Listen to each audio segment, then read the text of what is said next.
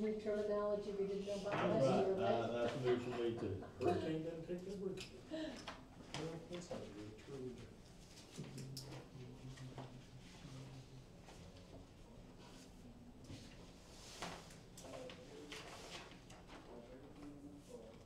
We ready? The, All right. Agenda, Mary? Yes, All right, let's call the workshop to order, please. It is Thursday, January 24th. We're here to discuss the land development regulations. And it is my suggestion that we simply take the bullet points initially, and then if we have more discussion, for those that are familiar with the bullet points and can expand on them if there are, is that a good way to at least delve into this? Good place to start. Good place to start. All right. Who's gonna lead that charge? I'm gonna let Aaron do that. You okay with that? Hey, Aaron. How are Hi, you? I'm good, how are you? I'm doing well, thank you. Alright, so do you want to start chronologically, or do you want to start at the top of the list? Is the list, no, it's not chronological. is it? Yeah, it's reverse chronological. I think the list might be helpful. I don't know that chronological is gonna help you much. Alright, we'll just start at the top then. So these changes under 124, these are things I changed this morning based upon some comments that Tanya sent me. They're pretty minor. So we had added a section that talked about how to measure height. What we did was you had your zoning districts and a little bit of information here about them, a little bit of information here, and a little bit of information here. So you had to flip through several sections to get the whole picture for each district. So we took them and put them into table format with all the information in one place. So then after all those tables with each district are sections that talk about things like how to measure height and impervious surface, things that are general to all the districts. So this section 2.02.04 talks about how Which bullet, the first bullet. I just wanted to give you a little 7. background. Then I'm obviously gonna. All right. Here, this one up here, 124, that first bullet. On the 2-page thing, Pass Yeah. this one down. Yeah, 3-page, you don't have to, maybe go ahead. Here you go. changes 115.19. I think you need an updated bullet list. From yesterday. Here. There it is. There you go. Okay. Got it. So that section that talks about how we measure height, we've updated it to reflect the language that's in ordinance 712, which was discussed on Tuesday. That includes the requirements for the 1.5-foot freeboard above base flood elevation for shaded X, is that correct? For actually all All. in the crown of the road. So basically, the floodplain ordinance, Mayor, is what they're, Yeah, that's on that's page the update. 31 of the LDC, if you want to look at it. So we just wanted to make that consistent since that's being adopted at the same time. In section 705, floodplains, we had a whole bunch of stuff in there about floodplains. We took it all out since that is contained in chapter 152 Code of Ordinances. Rather than trying to repeat it all, we just reference that. But I So didn't see anything replaced in that. we didn't replace it, we just took I it didn't out. see any, so it's just the whole thing's gone. Right. Right, That's what I noticed. Right, that was Nick's suggestion, just to refer to the ordinance, and that way you don't, if we tweak it or make changes, typically your floodplain ordinance isn't included, and so we just reference the floodplain ordinance. Okay. yeah, so we updated that reference to include ordinance 712. And then, Excuse me. I'll catch up. we're Go on, back to number 1, okay. 2.02.04. Mm-hmm.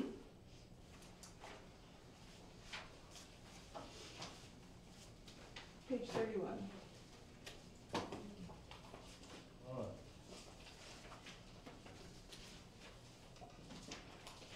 This isn't gonna go in the way I had mine. No, but that's okay. I can adjust it. Oh. Okay, never mind, I fully understand. That's what we already discussed. I'll catch it again. All right, go ahead. I'm sorry. Okay. So on the third bullet there, under 124, we updated section 71200A, which talks about non-conforming uses. The wording of the section that talks about lots, it was different from what was in the comp plan. What page? 188. 188. Mine stops at 170. Let's see right now, it should, It's the very last section of the code. we If you should, just flip to the back, it should be the last thing in there. If you have the pages as you go along, Yeah, it would help, just as you bring it up. yeah. When we get down to the later Yeah. bullets, the page numbers are there, so it'll be easier. No, it's not with you, 'cause mine's- Yeah, this is not updated to this morning, but, so the section that talks about lots, it's been updated to be consistent with the comp plan. So So this is- the A section, Yes, ma'am. okay.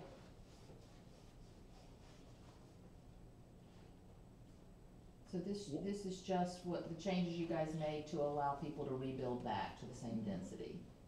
And all she did was make sure that the language matched what we put in the comp plan. And what section is that? 7.12.00. A. It's, A. 188. it's not gonna be. I'm looking at 188, it's just not, it's not, Right. it's like it's in black. Yeah, because I made that change this morning and it hasn't been, you guys didn't get updated. Talk to Adrian, I didn't know. Okay. I'm trying to keep pace with what you want me to, I understand, I just, okay. so it basically, it's word for word, policy 1.8.7 from the comp plan, so. All right. Yeah. Okay, so under, 115, Can we ask questions? absolutely. Okay. I just wanted to confirm in my head, Mm-hmm, the 2%, the shaded X. You don't have to build 1 foot above the crown, you have to determine your elevation and build and do the 1.5 foot freeboard. Okay. So only the regular X, They call it unshaded X, it's basically if you're not in X. You're not in the floodplain at all. You're You're- outside, you're an X, zone X. Shade. you're unshaded X. Shaded X is the 500-year floodplain. Okay. That's the 0.2%. I know, but flood zone X is what insurance company use, zone X is, you don't have to have flood insurance. You don't have to have flood insurance, and that's not changing. And you don't have to have flood insurance in shaded X. Shaded X is the 500-year, the 0.2%. That's shaded X.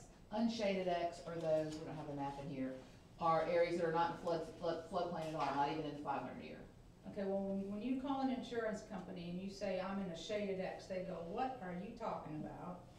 And they say, if you're in an X flood zone, you don't have to have flood insurance. Yeah. So they don't differentiate between shaded X and X. Exactly, it doesn't change your insurance at all. Yeah, you don't have to have flood insurance in a shaded X. That's correct. Okay. just don't use the word shaded. But it does change It the doesn't matter, they elevation don't requirement. recognize that. It word. does. Just X is on It does, by 1.5 foot. Exactly. I did have one clarification I wanna ask on that. In the event, and actually somewhere in here, I got an example, if you have an AE 9 and a shaded X 15 elevation, typically so I just wanna see what governs. Typically, the most conservative is the AE over the X. But if the AE is the 9 on the going to the middle of the lot where your house would be, AE 9 butts up to a shaded X 15, does the highest elevation govern, or does the worst case flood zone govern? It's supposed to be, Yeah, and that's what we didn't understand about some of the things that FEMA had on the map, it didn't really make sense. But if you Right. think about it, the .2 is 500-year storm, the AE is 100-year Right, okay. storm, so it's different. But it depends, it's my understanding it's gonna depend on where you put the structure on that lot for If your it, elevation. if both of them, if it's in the middle, you would go to the 15, not the 9, or 16 and a half, not. I think that the way the insurance program works is you have to have the AE, you have to go by the AE. Absolutely. Okay. If any part of the structure Yep. is in that 100-year, you have to use the 100-year. So if your south corner's in 89 and your north Doesn't matter. corner's in, You use the shaded AE. X15, you only have to be a 10 and a half? You have to use the AE9, whatever the AE9 is, plus your 1.5 freeboard. Okay. Mhm. Cause insurance should take, present. And then I'm sorry, I just have one more. So the next lot doesn't have AE in it, but there's still, shaded X15. They gotta be at 16.5? Well, that's the, you're Minus saying their that's the, elevation. yeah, minus their ground elevation. I'm just talking about elevations, Yeah, not height. if that's their elevation, you're saying you did that little cheat sheet and that's their final elevation? Right, so this lot is this lot has a line going through their house, 89 shaded X15, they're at a 10 and a half. The lot next to them is it's further away from the beach, shaded X15, they're at a 16 and a half. If that's their elevation, their base load elevation, after you do that calculation, Right, you just add 1.5 feet to that. okay. And I have one more question. In the 2%, where did those elevation numbers come from? That came from FEMA. FEMA? Because Gulf County, Santa Rosa, Shaded X has no base flood elevation. They don't have those elevation numbers. Can't answer. Can't answer that question. Aaron? Okay. Under 115,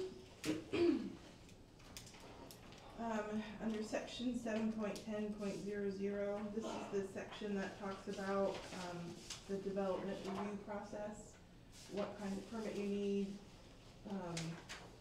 who reviews it, that kind of thing. What page? Oh, I'm sorry. 166. 710 is actually the, special master section, I was mistaken. 166. So we've added a provision to waive the fine if a violation of the code is corrected within 10 calendar days. And that change comes from, Nick.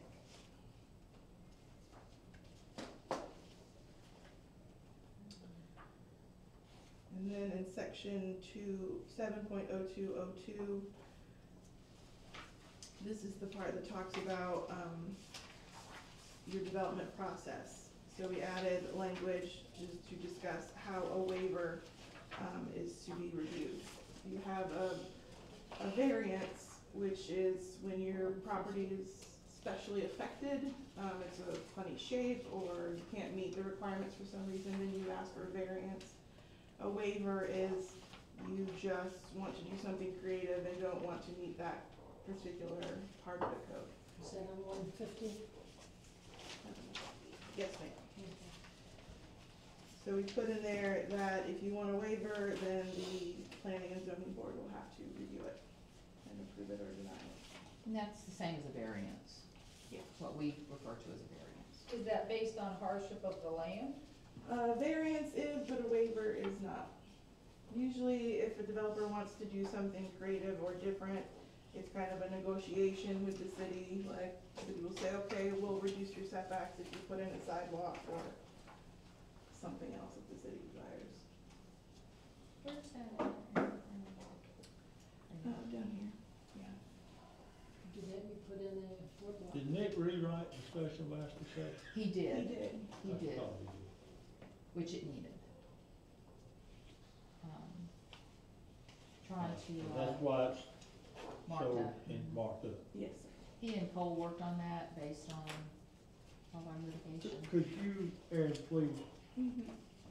summarize what you just said again about the variance and the waiver? So. I'm trying to read what, that's in 710.02 A and B. Now that is the special master section, 710, Okay. 150. that talks about, code violation. So Page the 150. waivers on page 150 is what she's talking about with the waiver, and I have a question about that. I guess this came from P and Z, did it come from P and Z? I'm trying to think, because Confusing, isn't it? what's described there is Yeah, I'd what like we to- I'm consider a gonna Go variance. through it page by page. Again, a variance is, say you've got a strangely Right. shaped lot and you can't meet a setback because of the way your lot is shaped, so you would apply for a variance. For a variance, you have to prove that somehow you are specially affected, you're different from everyone else, and these codes, you can't meet them. Okay, The since hardship. citizens may be reading this, do we have we'll call it a Mhm. definition in there that would allow somebody like me look at it and understand the difference between a waiver and a variance? Don't think we have them, but I can add them in. Well, my question would be for you guys, Do are we you in want a waiver? agreement? Do you want a waiver? Cause We've never had one. I would say, cause then why have your code, right? Exactly. A waiver would allow you to do something Extra and above. creative or different. There's a lot of what you have in your land development code is included in your comprehensive plan. So your height, your impervious surface, all that stuff is in there, so there's no waivers for I that. think if we did a waiver, we'd have to have something on the form that says, hey, guys, you know, highly probably not going to get because it's, you know, whatever, but in other words, it's not like a variance, so your chances may not be good, but if you wanna try, go for it. Right, well, variance is very clear, it has to be a Sure. hardship of the land. Mhm. Waiver, they can come in and ask for anything. I'm just concerned with all the new construction, if you have a waiver, you're gonna be super busy, cause everybody's gonna try to get a change from it, and there's not a whole lot you can change. Setbacks, parking, that's about the only thing you guys Yeah. can change outside the comp plan. So, and to me, that's a variant, that's a variance, cause if they come to you and say, you know, now my lot's only 35 feet wide, I can't really do the setbacks, can I get a variance from the setbacks? Is So- there anything in here that would prohibit me as a builder, or, you know, coming in for either single lot or anything else, addressing the city council straight and say, look, you know, I've got this neat idea, yada, yada, yada. I know it doesn't meet, but is there a way I can get permission? In other words, without having it in there, come in and actually meet with them, you know, the group and say, can this be done? Is there anything in our rules that says someone can't do that? That's kinda how we've always handled the variance, and at the end of the day, you guys, you could make that Sure. determination. But that variance had language in the LDR. Mhm. That's what I'm saying, we should be able, we've had people come in essence, with certain things they wanted to do with the city, or before they even came in and made applications in this. We didn't go very far, but still, in a way, we've, in our own culture, kinda had that ability. I mean, it doesn't mean that we would wanna put it in writing as a waiver, but, So we but I'm don't, saying we have, I think, we let anyone in front talk to us, don't we? Mhm. Yeah. You have the ability to approve something with conditions, so I imagine if they wanted to do something a little bit extraordinary, you could approve it and then have some strings attached to it Right. in the approval. I don't know that that's Yeah. necessarily the same thing as a waiver, but it Mhm. might allow for those Right. sort of one-off. I've just been trying to think of what would apply on a waiver. I get it for a PUD or a big parcel, and you guys do that anyways with their conceptual plan.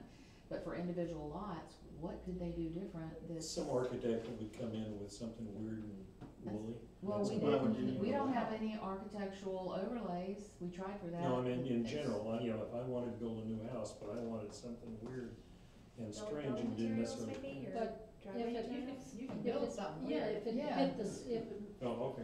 You don't need council approval to build something Something weird. weird? as long as it was in with Obviously. the setbacks, Yeah. We see you that know, all the what time. We you just make build a is, waiver, right? it's okay with you. And where's the I think definition of waiver? We don't have, We- one. There isn't one in There there. isn't one in here. I don't even like the Yeah, sound I of think it's a waiver. slippery slope, that's just my So, it It recommendation. sounds very subjective, so Yeah, just yeah, complete waiver, you it. get a waiver for anything, I mean. Right. Yeah. It's just generally used as a mechanism to create some flexibility, give you a little. Well, There was a That's a definition of it, variance. I'd feel more comfortable. If I I think- knew if I knew an example of a waiver versus a variance, I don't know how to differentiate. Yeah, And So, if we've not had it in writing before, why do we need to put it in there now? Well, it seems like a waiver, the difference would be, you just don't wanna meet a regulation, you just don't That's wanna right. have 7.5 feet. right. Right. Side Of course. setback, you want 5 feet because you want it, not because your lot is too small, or there's another non-conforming that, you know, encroaches, or something like a hardship of the land, it's just because you want to not abide by the regulations, that's what it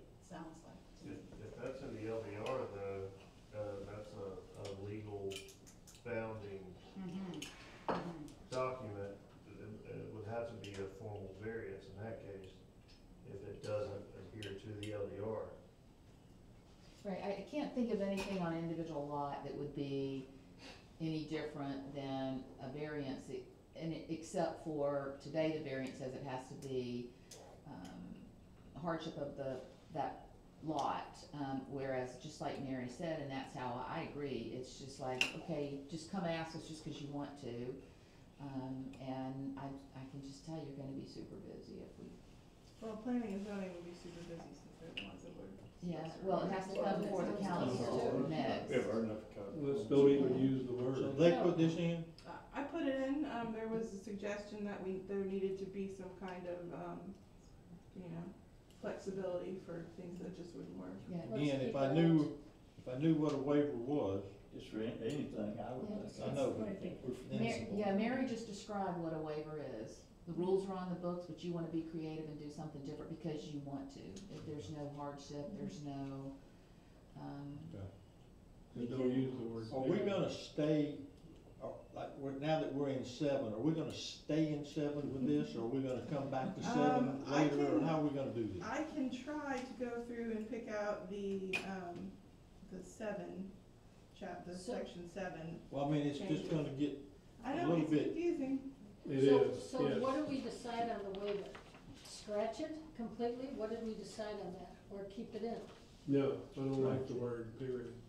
Take it out. I mean, Mary's got a good I point. don't know. What do you think? You know. Al? I think we take it I out. don't, I can't, I mean, if it's what Mary described, I don't wanna deal with that. Yeah, No. okay, I fine. think That's we have to, exactly but it. anyway, we let people come and talk to us. Scratch Yeah, it. they can talk to us anytime. yeah, and I can tell you, I've filled a lot of that, so. So, and I noticed it's in every category. Yes, make sure it applied, you know, to all the development. So you're gonna Right, scratch so I it think all. the consensus is that that's not in. Okay, we'll take it out. All right, so let me see if I can find other section 7.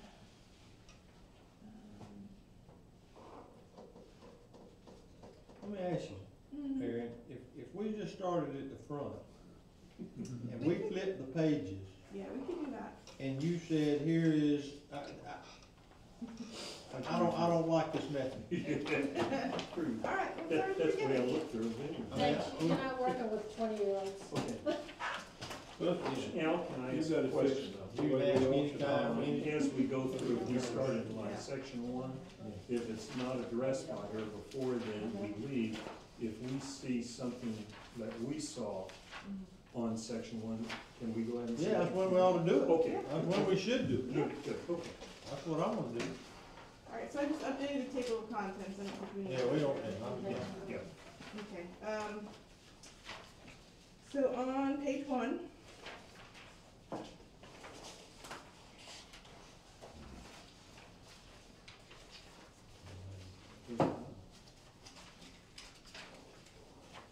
We just updated the name of the act to the Community Planning Act.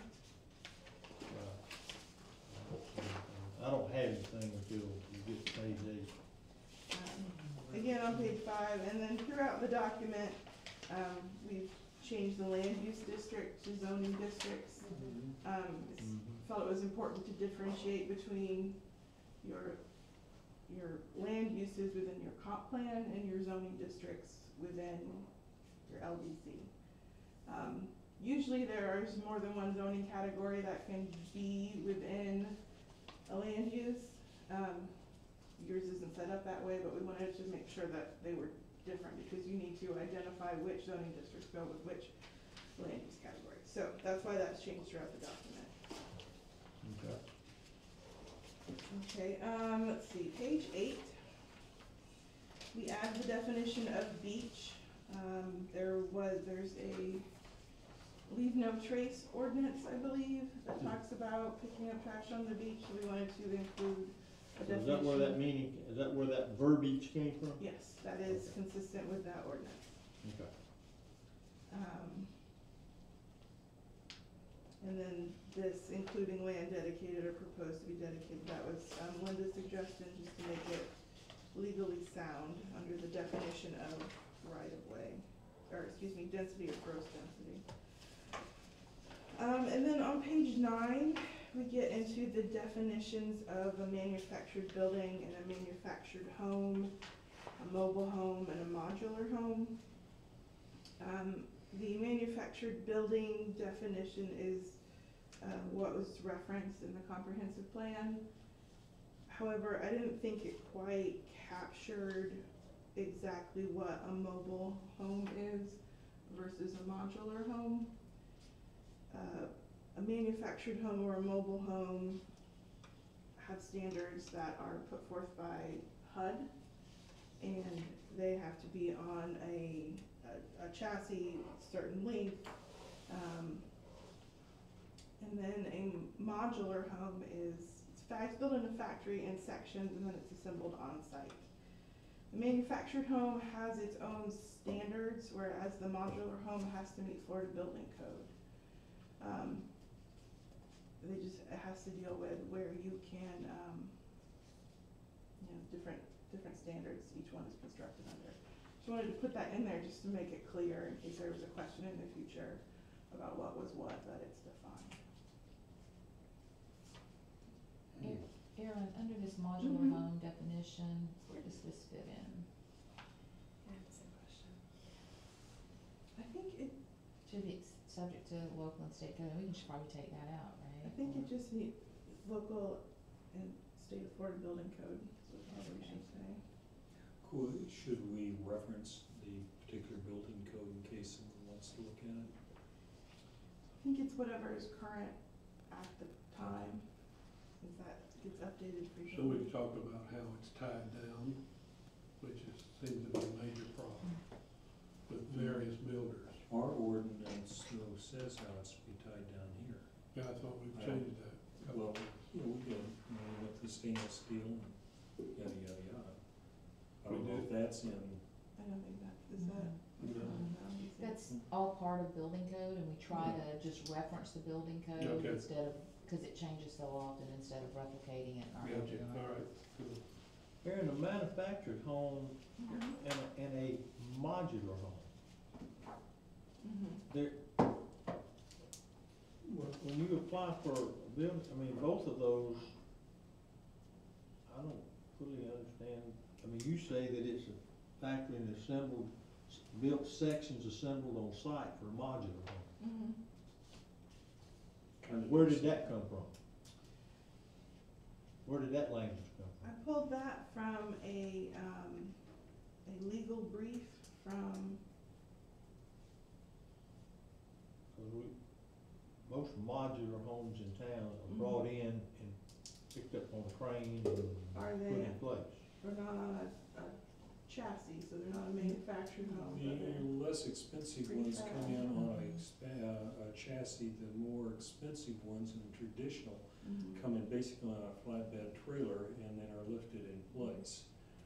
Both of them true are manufactured in one facility. These are pretty standard definitions for what is a modular home versus a Okay. manufactured home. And again, they have to do with what code they're Absolutely. constructed Yeah. under. But does our comp plan reference both of these? It references a definition for a manufactured building, but it does not specifically give this definition of a manufactured home. But it says in there that modular homes are allowed. Yeah, modular is, the key But it is doesn't say anything modulars. about manufactured homes. Right, the key, modular is subject to the building code. Right. Manufactured homes are not, and they are not allowed. That's basically a mobile home.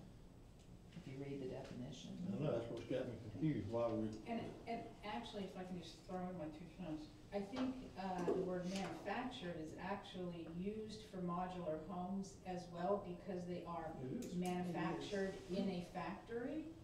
I think that really the only difference between mobile home and modular is modular are built to the same building code as any stick-built home. Mhm. Mobile homes are built to a completely different building code, so they don't follow the same rules as a stick-built home, but modulars do. And that's the reason modulars have to be allowed in districts. So that's exactly what the definition says for modular and for manufactured home. here's what's got me confused. I think we could say manufactured homes include both categories, that's not. Homes allowed in our city are brought in and set on slabs. They are not necessarily brought in and put in factory-built sections and assembled on site. They're brought in and picked up and put on the slab. Okay. Those are allowed in our city. This, by this definition, if someone said, and it's confusing to me why we're identifying, I don't mind identifying, I just wanna make sure that the LDR and the comp plan reference that we don't block somebody out from having a manufactured home. Mm-hmm.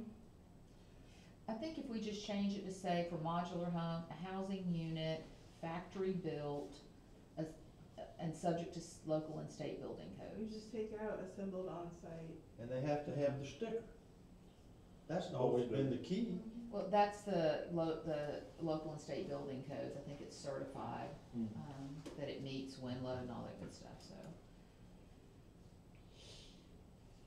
If you like, I can, instead of calling this manufactured home, we could just call it mobile home and then leave the manufactured and the manufactured building definition, Yeah, if that makes it clearer.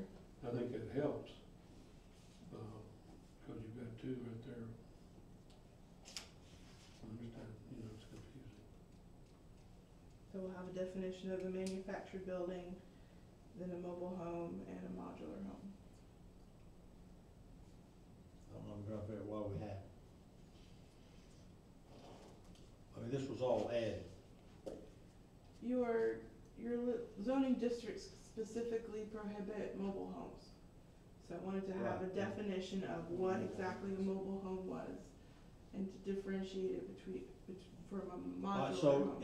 under mobile home, you say, see manufactured home. Right. We were talking about, instead of saying manufactured home, changing that title to mobile home. And then you say you've I got like your it. mobile home, Yeah. modular home. Simple. And then manufactured is up here.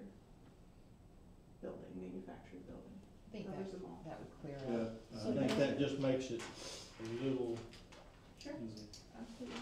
So you'll simpler have with this age manufactured, group. yeah, manufactured building, mobile home, and modular home, Yes, and cross out yes. manufactured. Factored, yeah. Oh, okay. All right, Okay.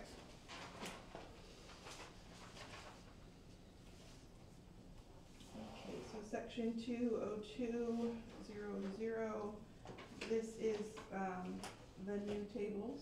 I just wanna commend you, this is so easy for people to understand and read. Good, that is the goal. We want, someone who's coming in for a building permit, be like, okay, what's my zone, what can I do? So easy to read. Can I make a comment as we go into Yes. this, because this is one area that I saw, and it's really comments, nothing big and nasty. Mm-hmm. I look at sometimes like me if I had to read it. And if I just looked at this and try and read the difference between restricted and prohibited, and then I see over here, okay, docks are principal use, but then they're restricted, not knowing a definition for what really restricted means Mm-hmm. could confuse me as someone reading it. Okay. If we could, say it's, restricted, it has to be approved by the council, I think is what. Mm-hmm. And you said something like that, so it wouldn't confuse someone. And then the other comment I have on this, again, is you've done great, but there's one thing under accessory use. We get all over the town, we try and list everything here, but pole barns are in all categories, yet we don't kind of put it as a separate, as a storage unit, is it, you know, it's a pole barn, that's different, and I think it should be listed. Okay, I can add it. What do Where are call it? you, where are you? Oh, I'm just looking, this is on page 12, I'm looking. Under accessory uses. You're saying add pole barn under Yeah.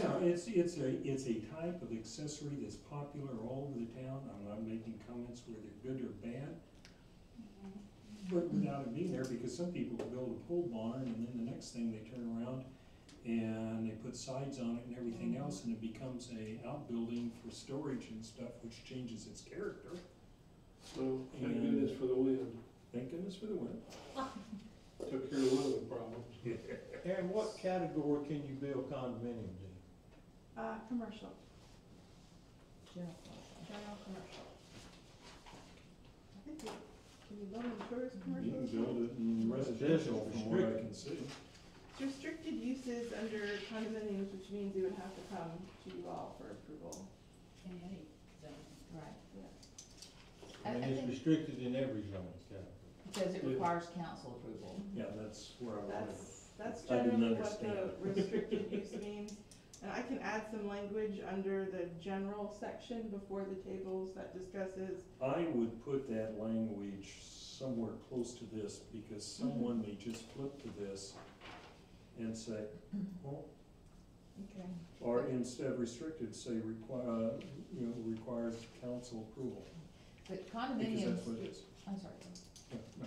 condominiums shouldn't be under low density at all, because we don't allow multi-dwelling at all in low density residential, so we should remove that under low density. yeah, so that standard was in, But if they're allowed, why are they restricted? They're not allowed in low density Oh, residential. in general commercial. Cause it requires council approval, it always has, that's just the ordinance.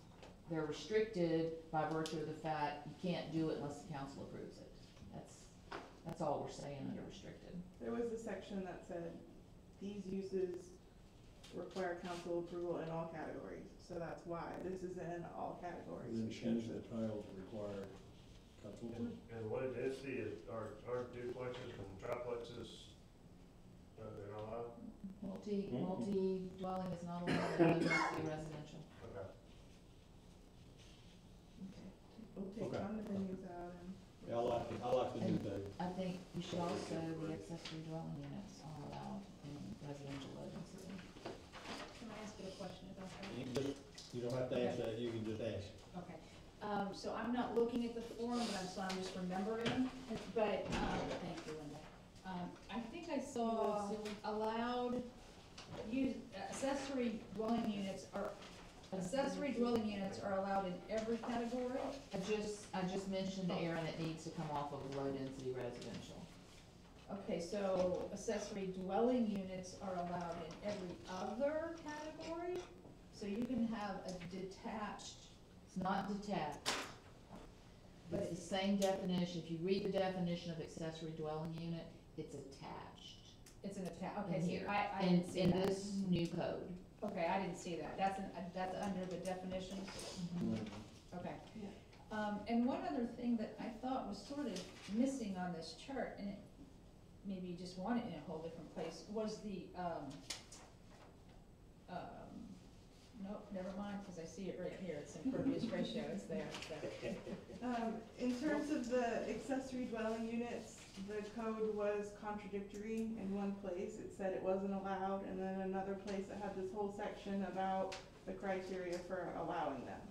So when I updated this, I had to go one way or the other. So I went the way of putting them as allowed. If that's not what you wanna do, I can certainly take them out.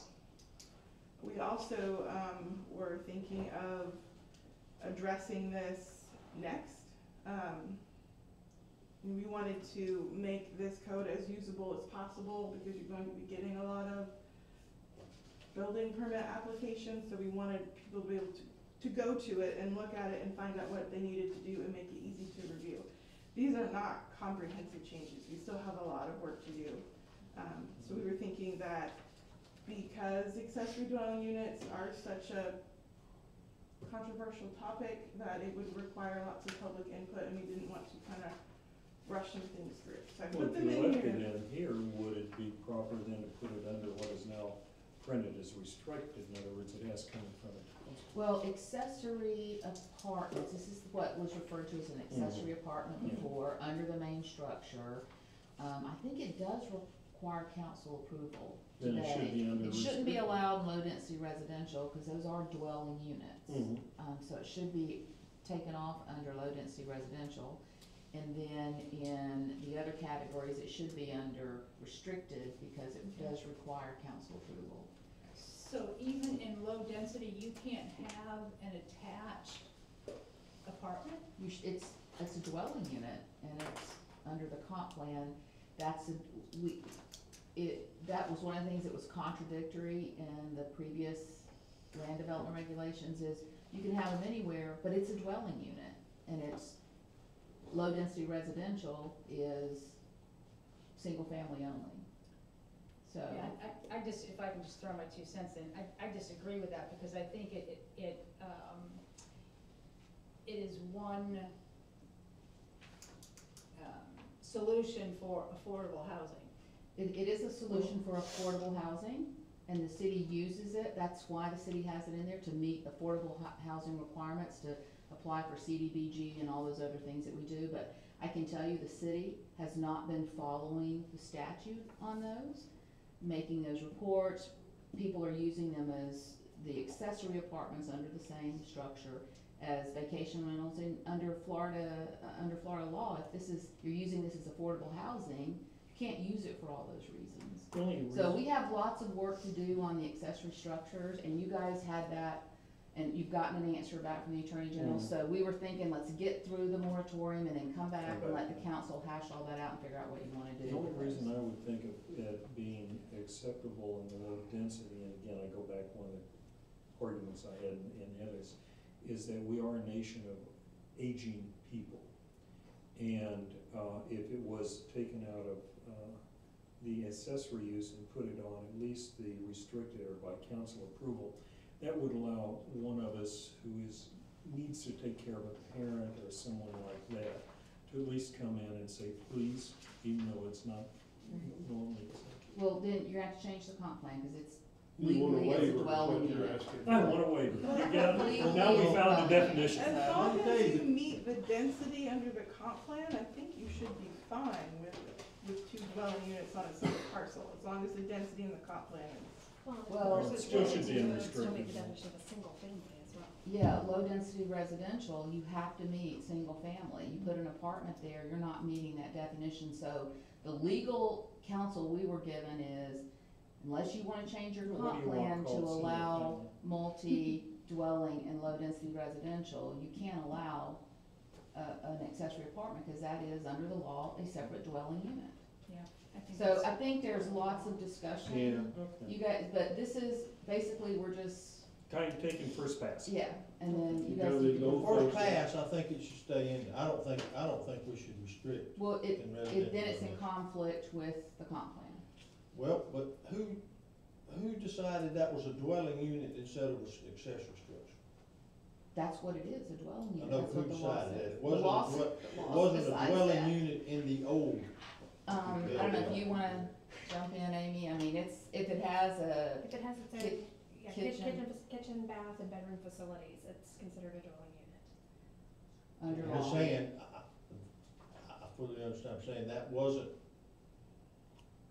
did the P and Z, that was the P and Z's. We're trying to correct the LDR and bring it up to Well, we law. might think we are, but I don't think that should not be allowed in residential low density. I can just tell you, I don't agree with that. Can you not have 2 kitchens in one dwelling unit? If the intention is to have this zoning district be for single-family residential, it does seem inconsistent that you would allow multi-families then, 2 dwelling An units. So- apartment, I don't mean an apartment, Yeah, that's- which, it's and a in that dwelling apartment unit. or in that dwelling unit, it describes how big it can be. Right. And I mean, so it's not like 2 houses. It's still a dwelling Yeah, unit that's under the okay. law. Oh, sweet, exactly. So when Well, mother-in-law dies, when the As a mother-in-law, council member, I don't think it ought to stay in there. when the I mean, mother-in-law I think dies, it what should happens? not be You know, I mean, restricted. you can do whatever you want with your property behind closed doors, but I know in Gulf County, a single-family, unit can actually have be two dwelling units. That's how they define a single-family, dwelling. totally agree with Bill and the mayor about affordable housing and elderly. I mean, I think that's huge, here. Carriage house is Carriage house, everywhere else exactly. under, as long as connected with a roof. Exactly, exactly. Can you come to the planning and zoning and ask for a variance? I know that's happened, Well, that's the reason No, I say because if we that put wouldn't it be a under hardship the, of the land. but it's if happened. there's an issue. I It's agree. happened. Well, let me ask We y'all, didn't we talk about 15 years ago. a year ago, give or take, about we wanted to allow accessory apartments?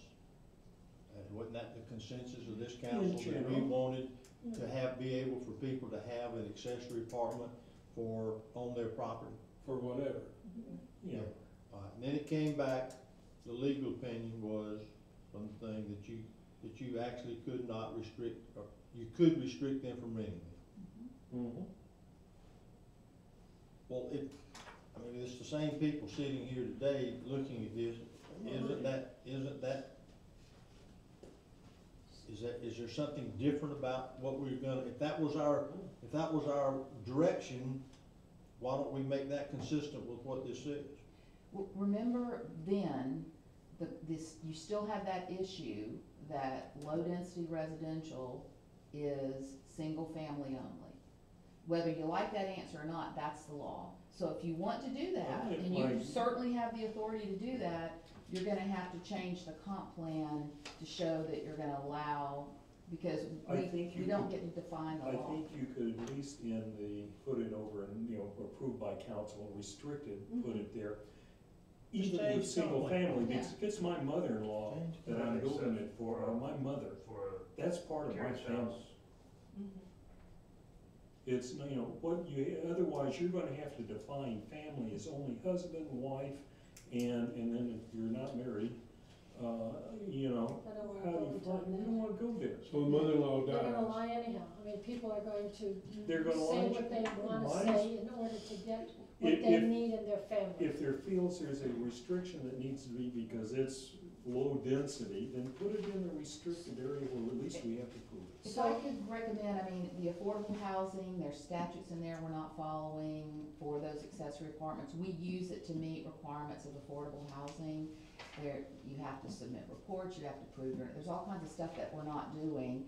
And so instead of not following the law, can I make the recommendation that you guys, what we had thought might be the best approach, because this is big and messy and a lot of, if we could circle back around after the moratorium, make this one of the first things you guys tackle and go through it then? Yeah, and I agree with that. We're not gonna try to solve that tonight. I'm just saying that if it was a matter of just taking out and putting it in, I'm for putting it in.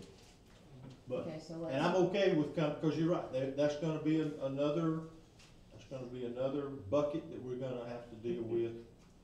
So can we put it down?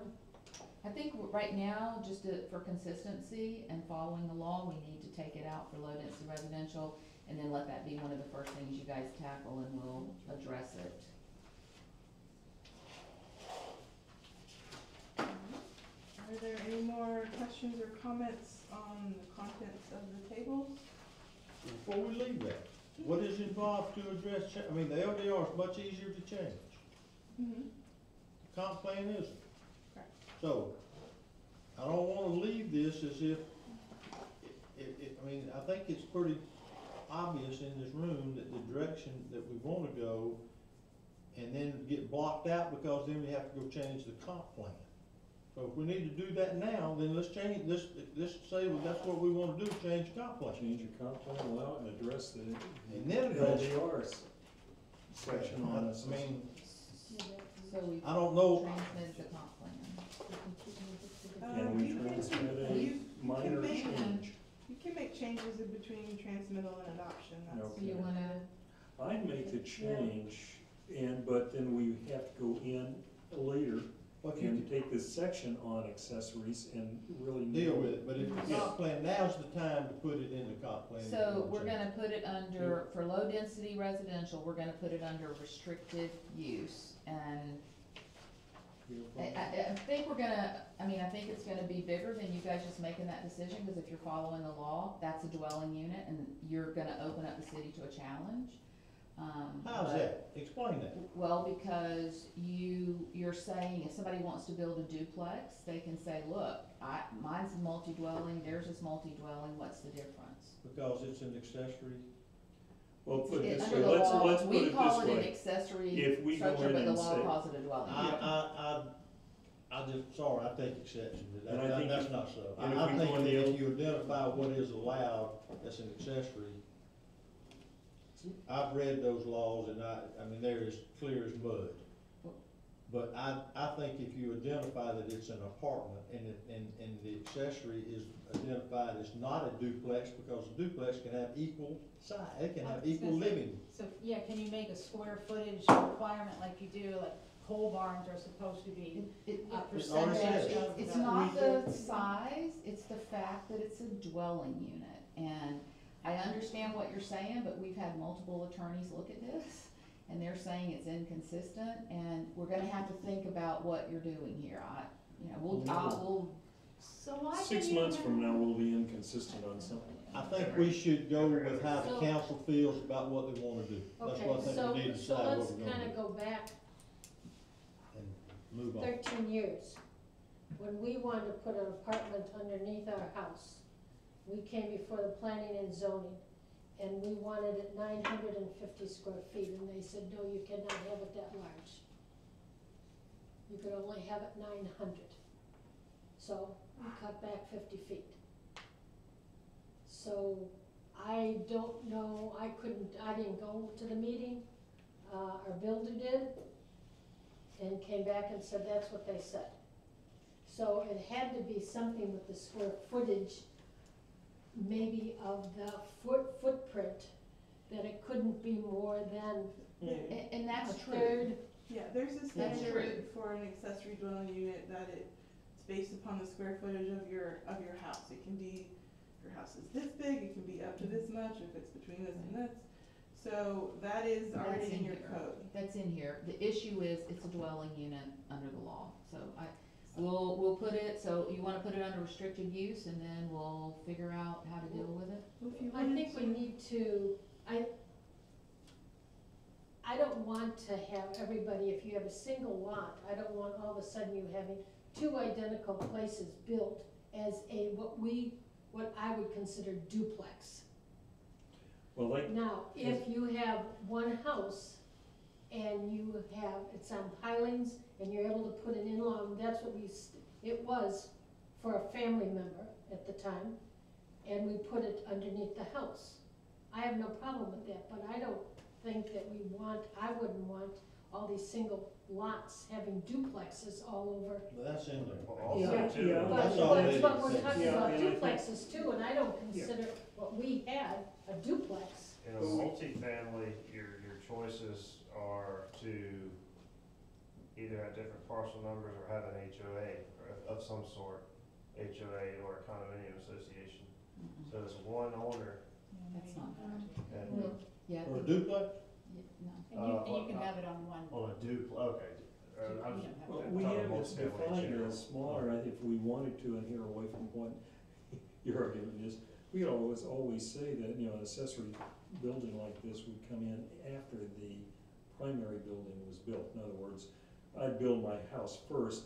If grandma needed a place to stay and I needed to take care of her, then that accessory would be built later, but. Yeah, you can't build the But accessory if I- first.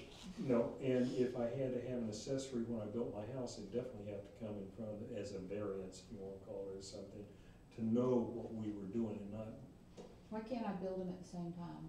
You can do that. You No, just- I'm asking Bill. I said, yeah, I know. And so. The only difference would be is that is more restrictive, you put it in a restriction in here. So I said away from your other Right. comment about, yeah, well, cause I mean, here's what we're doing, Sure. and I'm just trying to keep you guys doesn't out of necessarily, I'm trouble. just saying it's a Cause potential we've of done a lot of saying, research to on this. keep this aside, you distinguish, because it's not typically Yeah, built at the same time. But they can be, so Sure. let's say I have a lot, I'm gonna build basically a duplex, one side is gonna be 1,200 square feet, the other side's only gonna be 600 square feet, and I'm gonna call that my accessory apartment. Oh, hey, Separate. I know what separates, sorry, this just came to me. I know what separates a duplex from a mother-in-law suite, is you have separate water meters. You have separate utilities for a duplex. The law says it's a dwelling unit, I mean, I'm just I'm telling you just guys. saying, that's You that's can, one you can way. give me all Right, these. because The only- we the have only the thing same that's, Tell you electricity, we're, everything. It's You're just a differential, you know, there's nothing we can make or put in our ordinances that people can't fudge around. There's gotta be And some come in way and to say do it's it. gonna be Really, this, it's but not it's gonna really. end up something else. Yes, it does. We don't have a way to legislate against that. Yeah. Well, I agree with the mayor, now's the time, is maybe not tonight, Yeah, to straighten all this out, LDR, whatever, so that it's the same. I just like to For keep the it in there. citizens. Yeah. Yeah, it definitely needs to be addressed, and like What you did said, you I don't know say? who you are, but, Make both the counties, change in Santa your comp Rosa, plan. all of them have. well, we can make the change in the comp plan, but my guess is the state's gonna say it's inconsistent, cause you say Well, it's let 'em single come back family and do it. dwelling. Okay, well, we can do that. So if somebody's gonna sue us, is that, I'm just saying, we're trying to clean up some of this stuff, just because we've been doing it for 30 years doesn't mean we've been doing it I know, right, but and we we're want trying to to clean keep, it up. we wanna find a way to allow, it's pretty obvious that we wanna find a way for accessory apartments, accessory dwelling units to be in all the zoning categories. And I think you can write something up so that there's a difference. We could shrink we could change the 75%, you can change, I mean. All so- gotta be on the Yeah, same. we can it's- find a way to do that, Right. I mean, I Well- think there's gotta be a way to do that. We'll figure it out, I don't know. If- They mentioned something in ours where that was a restriction. We all had the same, it was all Well, they the do same it electric, everywhere. they all had the There's same gotta be meter. some So legal- we paid some all legal language somewhere utilities. that allows it. It was only one It can't utility be- bill. So right now, the comp plan for residential low density says, low density neighborhoods consisting of single family detached units on individual lots. I think if you just add a sentence that says accessory dwelling units consistent with the density in this category are permitted.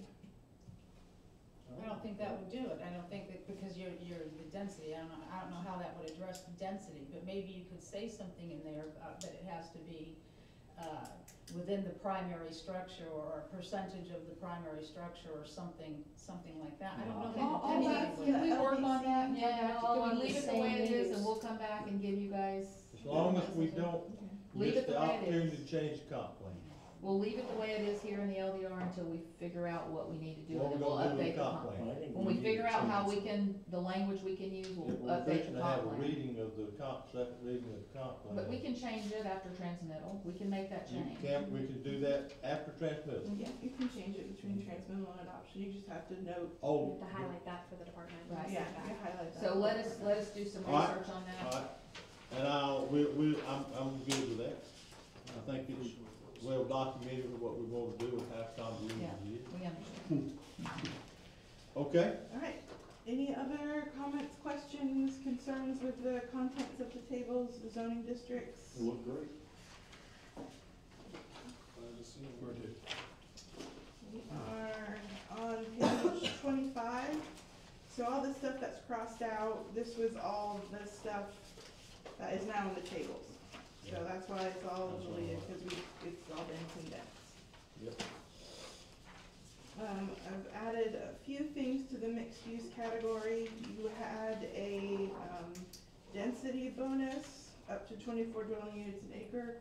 That's not consistent with the comp plan. You can't have a density above what's allowed in the comp plan, so I just took it out. insurance mixed use, That is in just the mixed use section, 20203 on page 29. that's a zoning category. This is not a zoning category, this just talks about how you develop your mixed-use properties. It's on page 29, But does it affect that zoning category? it does, It does. yes. It Because affects that the is a mixed-use category, and this tells you how you, develop your mixed uses We together. only have two mixed-use zoning categories in Mhm. town. Right. So what does this do to that? Whatever this This is language, just guidelines to. but does it change what we had before? No. I misunderstood. Right, and Okay. so on page 31, this is section 20204. This is where your height, it describes how you measure your height. So in each zoning district, you have a height limit. This tells you where you start to measure that height from. So this, not in the copy that you have, because I just made the change this morning, but this is now consistent with ordinance 712, which, first reading was on Tuesday. It's the floodplain ordinance.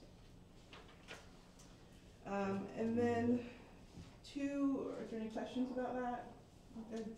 Are you still measuring height from the first finished floor?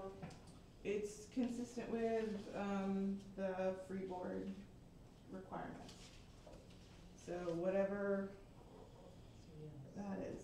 Is that a yes or a no? Depends on what zoning category, I mean, what Yeah, flood zone you're in. no, it's not just your finished first floor, it's where your finished first floor should be according to the new floodplain ordinance. So in other words, if we only require you to go up 3.5 feet, you can't go up 10 and start your 32 feet from there, it starts at the 3.5 feet. Section 20205, that is a new section. This talks about what to do if you want to change your use from one use allowed in your zoning district to another one. Say you want to go from retail to a restaurant and commercial. This describes what you would need to do. Basically, you just need to measure your off-site impacts, which mostly have to do with traffic and parking. And if you can prove that your new use has minimal impacts or no impacts over your old use, then you would be allowed to go forward. If you do have impacts, then you would have to mitigate for them. And it also is going to be used for establishment of similar uses. In the tables, we list, the principal uses, what's allowed. There's no way we can possibly capture everything someone might want to do in that category. So if they come with something that's not listed, they can use this to say, hey, look, my impacts are the same as what's allowed there. So that just is a formalized process to do that. And you guys remember the Gulf Foods thing where they were putting in the liquor store and it, following the comp plan was, he had to get a major development order. This would allow, basically, if there's no change to parking, no change to the exterior, So it'd make it easier for them. in that situation. Well, it's plainer too. Yeah, it's more clear than requiring them to purchase a major development order when they're just moving A wall. a wall. Yeah, and this puts the requirements on the applicant to come and prove to you, the city, that they don't have any impact. So then the next section is impervious surface coverage. This was moved from, chapter 3. We put it here close to the table so people could easily see what you mean by impervious surface. Page? 32. And then section 202 setbacks, that's also been moved over. And just for clarification, for the floodplain, we have to enforce the paving materials. If there are pavers that are pervious that you can use and they're stamped and certified, and those wouldn't count. But if it's not stamped and sealed, it counts as concrete and it goes against your impervious ratio. How long has that been in effect? It's been in effect forever, but Nobody paid any attention. right. So are we going on the assumption that all of these rules, for instance, the pervious and impervious, there were so many instances of pavers and things, concrete being poured, that were never paid attention to? Are we going on the assumption that once we put this in place, that we're actually going to enforce this across the board every time? Because that's been the big problem. I hope so. That's my opinion. Does Kilgore have to get a permit to do a He driveway? absolutely does. And he's not accustomed to doing that. We were the only one who's ever pulled a permit for Kilgore paper. So, if you're leaving this up to people, like, let's just use Kilgore, because you just mentioned him, how is that gonna be enforced? Because chances are, that's not gonna happen. He's gotta pull a permit. Within 10 days. But who's going to be making sure he pulls that permit? Because Kilgore could just say, and go on and do it, and who's gonna know? Well, Our code enforcer is really doing a bang-up job, so hopefully she will. So going forward, we Stand. actually are looking at enforcing all of this across the board. I would hope so. Interesting. I hope so. If I can throw something else in there. Gulf County requires an after-built survey, so, that would kind of, and then, so the after-built survey would have to come before the planning and, not planning and zoning, the building department for the final sign-off or whatever, so at that point. we actually they put could that in measure. place before the storm with the building department. We have a form, and we go out and we look at stormwater, we look at the landscaping, we look at everything after it's built, and we sign off on it, and they don't get their CO until we've inspected it and signed off on it. Yeah, but not the same as a survey, so you get a survey, so you get the, Why would we require them to do another survey? A lot of times, especially when you're close on an impervious area, they fudge it out a couple feet each way, and that can accumulate quick. Mhm. Well, we're gonna see that on the site plans, right? That's Well, gonna be on the no, site plans. The site plan that was permitted is what they're fudging in the It's field. not That's quite right. what was built. And that's Right. what we're gonna go, that's what we go out and look at. Okay, compare it yeah, to the yeah, plans. so you're measuring the width, if it's wider than they say it's supposed to be, then. I'm just saying, then you Yeah. have a survey, it's all documented, it's all, But it's it's all gotta there. it's gotta be done with everyone. Yeah, We've you gotta should have a require history. it as part of the, you don't get your CO until you have that. Yeah. That's as-built exactly what we're survey. doing, but we're not asking them to do another survey. We're going out and using the plans they provided. Yeah, Alright, 'cause the area, the so- square footage is measurable on site, so that's, Yeah, just wheel Would around. it be Yeah. It more basically is. convenient for the city to require that they get another survey versus us going out and looking? I don't think Get that'd be everything? necessary. Okay, No, you just do an It's not as-built necessary, just a inspection. code. Just Okay. take this little wheel. you Where is put it that in. language, Tanya, I'm about just the thinking so-called, of all the buildings coming up. It's this thing about these pavers that are stamped and? It's right here on, under the definition. The page. Where did that information come from? 32, Both? alternate paving. Yes, it's Just the building, offline. came from the building code. The building code, because I've talked to them 25 times about pavers. I've talked to Kilgore, I've talked to everybody in 3 counties, and It's in the building code.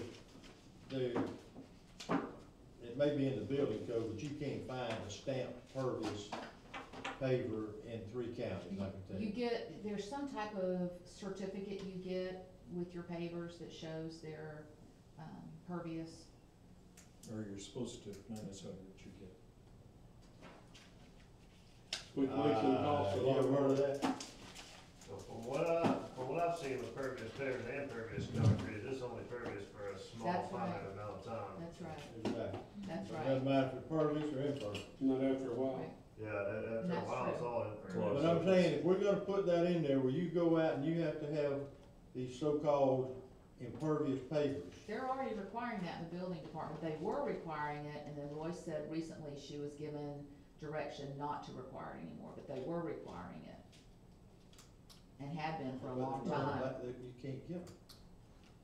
And the question is if it I becomes think we're just, I think impervious. we're making, I don't know what such a, what is, It's just what's allowed today, but if you guys wanna call them on, I mean, because Lance is exactly right. They're only gonna be pervious for a short period of time. Yeah. I mean, why you're just it's- gonna get into So a we can real, just, somebody, I can tell count you, them there'll all be people in as- town that'll go around looking for As somebody, impervious. those aren't stamped, and you just gonna, And that's, they're, Yeah, 10 and years it's from now, solid they'll say insulation, this, they're yeah, packing because those it's in under, my so. yard. you wanna Out of consider there. them all pervious and not do that?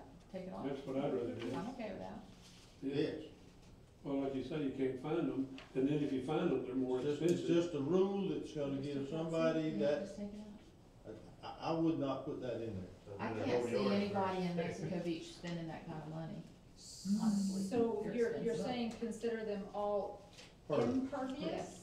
Impervious Yes. is what she's saying. Right, I think you couldn't consider them pervious. Yeah, you can. So, what are you talking about, 6 months and they're the same? I mean, Yeah, depends on what if- you got. If you're, I mean, the closer you are, the more traffic you go, and the closer you are to especially the beach, you're Yeah, gonna sand, fill a lot up. of things. And once sand's more impervious, but, I mean, you get stuff off the road, you get, organic topsoil. Well, like you take one of these up now, they've been there for a couple of years, there's dirt all around it. So we're gonna be able to count them as in the Impervious. As impervious. impervious. Most places do. Mm-hmm. Yeah, The way it should be. Then I have no problem. because I mean, they're attractive, they make, impervious is gonna restrict them. Correct. You put it on a slope, water's shedding off of it, that's all there is to it, it's shedding water, it's not So sucking it water. counts against how big your house can be. So, yeah, Counts against it. Yes. yeah, it is definitely sheet flow of water. Well, that's gonna just, We'll and I take fully that. understand that. I'm just saying that the ones that, if you're gonna try to find those others, it's not gonna be feasible. Right. There'll be a lot more gravel now, Or smaller houses. or small house. At least there's a set rule, because it's been fouled up. Right. All right, so cross out the pervious. Alright, we'll just get rid of section C on page 32, the alternative paving materials, we'll just take that out.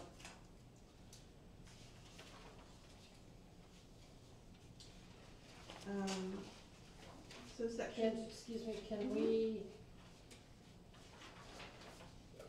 maybe, make sure that we list,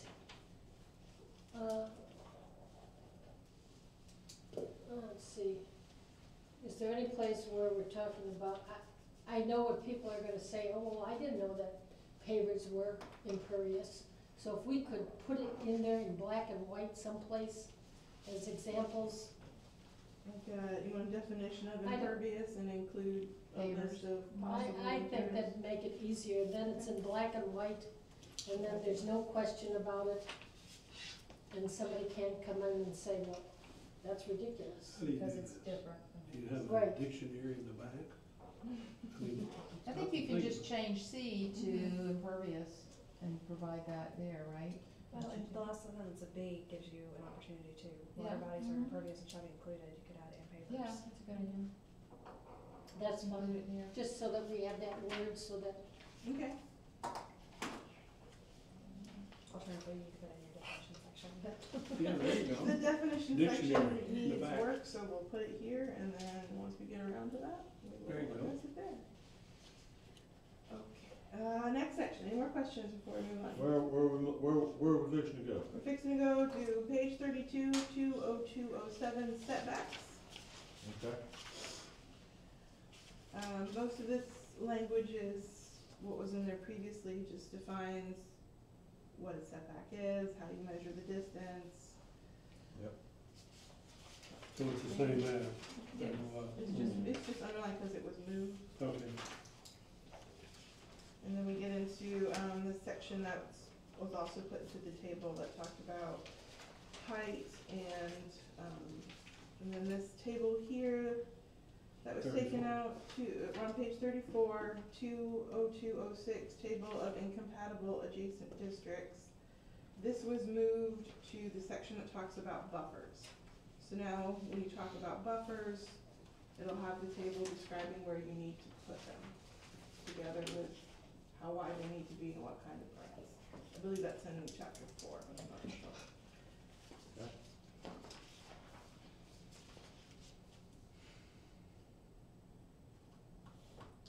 We took out, so these development restrictions, this tourist mixed use stuff is now in the table. So we've just kind of we just put the food trailers and non-conforming stuff Yeah, there. what's on 35 at the top Mm-hmm. is now where? It's in the table. So all the Okay. all the stuff we took out about the Gotcha. tourist mixed use is now in the table under that district. So the next section, 20300 on page 36. Before you leave that, is there any Mhm. change of heart about food trailers? Is there any change of heart in the council about that food trailers need to be prohibited? Cause I don't think they should be, but, You don't think they should be prohibited? no, absolutely not. I think they should be allowed. Are you talking about the ones that have businesses that want food trailers, or the ones that No. don't have business? Just anybody coming in with a food trailer? Under the same criteria that we have. Have to be on the commercial lot, they have to be approved by the owner of the commercial lot, and they have to have all of the state requirements that meet the code. We just took them out. Mayor, you're referring to the ordinance that was in place before the storm. That's not right, what that's you what I'm guys just referring to. did. And, but they were taken out prior to the storm too. I'm Right. just asking, is there any change of heart about whether or not we should look at that again? For myself, not particularly, however, if it needs to come back, can we not, just like we're gonna do accessories and bring it back after? Well, if there's no flavor to do that, we don't need to take time. I just don't understand why we Thought a don't whole want lot about I it. haven't thought a lot about it, but I kind of like, I think food trailers could add a little something to our city if done right, not just hodgepodge any place. Well, they here never and there. were allowed to hodgepodge. Right, They never were. but as long as we have restrictions, now is Shuby, are they still there, or is that gone? Well, see, No, I think they Shuby's should be able to Well, come then back. I think we need to attack that I kind mean, of I like we did personally think they should accessories come after back. this, and Well, that's not what we said before, Well, you know, and, I know, but well, right On the now other hand- especially, on the other hand, it's gone because of the hurricane, and we're allowing them to build back what they had pre-Michael. So why would we not allow Shubys to come in with their, because they're no longer there. That was density, the building back Yeah. was density, it didn't have anything to do with food trailers. And if I could just agree again with the mayor, I would love to have food trucks back, I think it's a Mhm. definite, I do too. it's Sounds like huge something all over I the do too. country, I think it's that's a right. trend, That it's. it is, and if we had Needed. some Looks kind like of it restriction as to, Food trailers are prohibited, but the Yeah. definition doesn't include food It's trailers. If we could go back to the language that we had before, it was great. I think you guys need Put to 'em be in careful park right and park now every doing summer. this. I That'd be would so still cool. like to get Why? through this Why, and then why do we come have to back. be careful? Cause I get calls every day, people want to bring in food But trucks. there's, if you read the old We have no language, it's clear restaurants. where they could go. We have No no- we have hodgepodge. no We've got a lot of restaurants. commercial property that's vacant right now.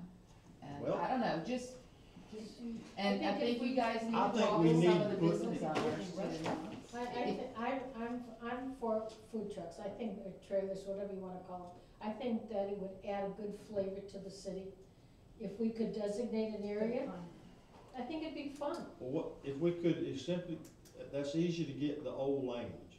How do you make it more, I mean, somebody that's got a building and paying taxes and all that kind of, how do you make it more, Equitable? yeah? I They mean, I move can it just across see, the we don't street. have many restaurants, how do you do that? We don't have many restaurants, and we have a whole lot of people. Now, this is before the storm. Think about this before the storm, when we had all the houses and all the people. Food trucks they service a different kind of Mhm. person. They service the people who don't wanna get dressed, they're just coming off the beach, they serve a need. The restaurants serve somebody different. There is, in my opinion, plenty of action to go around. You go downtown in Port St. Joe, you're standing in line at those restaurants. If they had 3 food trucks at the city park out there, they'd still be standing in line to go to those restaurants. I don't think that it takes away from the brick and mortar, and right now, we don't even have brick and mortar. Can I just suggest, whatever you guys wanna do, you can do it, but this wasn't advertised, is that discussion, and I know there was a lot of public opposition initially, that's where all that started, cause we had 3 right there within 1 block or something. So I would recommend that whatever you guys wanna do, but advertise it, have the public discussion, and not make a change like that in an LDR workshop. That's just my 2 cents. If you look at Seaside, they have lots of restaurants, and yet they have 5 or 6 food trailers. They're all the same style. That's why I said I think we need to have a restriction, whether we have a theme or what. They're all the same style, and they're all in one area, and there's picnic tables. And it's basically lunch, early, dinner, hot dogs and But they wouldn't tacos. be in one area either. Well, they could be. But they wouldn't have to be.